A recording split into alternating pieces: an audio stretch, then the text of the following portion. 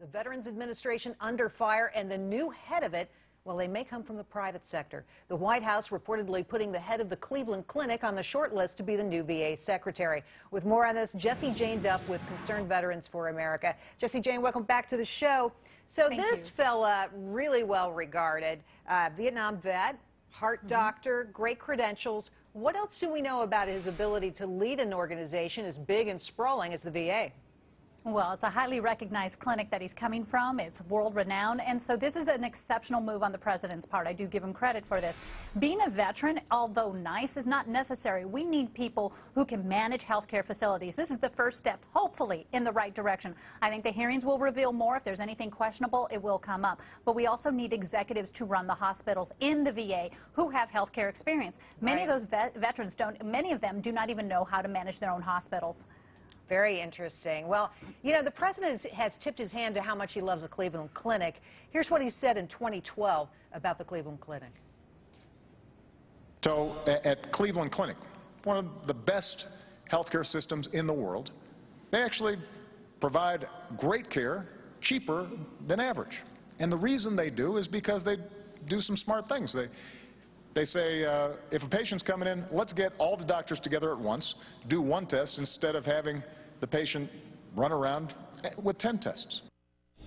So the president sees them as a cost leader, being cost effective, but is that the skill we need here? Well, that was one of the attributes. I do think that the man has credentials to run a hospital effectively and efficiently. Considering all the scandals that are going right now, his first step is to get administrators in place at every VA hospital who has the same credentials. He's not going to be the one person to change this. It's going to be a multitude of executives that have to be replaced. Well, you make a good point there. I have to say, just to give people a sense that stacking up these two organizations, the Cleveland Clinic has a budget of $6 billion, the VA $162 billion, the Cleveland Clinic 3,000 doctors, the VA 53,000 doctors, and on it goes. You can see that the VA is much, much bigger, more complicated. What kind of personality is going to be successful at just hammering in these changes that need to be made? We need a lot of reform changers. We need people that are beyond just your medical. We need people that can handle benefits administration. We need people with a knowledge of how the entire process is run. It's archaic. The president promised he would bring it to the 21st century when he was campaigning in 2007. Okay, so where are we still? Many of the documents were still 97% of it was being handled manually a year ago. So we have a long way to go. We need a lot of people in place. He's just the first step. Well, we should review some of the problems with the VA here. You say that their computer systems are not good. Absolutely true. But the other problem is that people get stuck on these wait lists and they don't get care. They don't get seen even for the first time for weeks and months. And it's that long line, that building line, people getting sick, even dying before they get seen for the first time, that is so frustrating to so many families. And remember, these are our heroes. I want you to respond. We have some sound from the fellow who may be running the VA. Here's what he had to say to our very own Liz Clayman recently. Why do you think they use the Cleveland Clinic as an example, a shining example of what healthcare, which is a very tough nut to crack, should really be? Well, one of the things is that they've seen that relative to other people, we've been able to keep costs down. And I think the reason for that is our model of care.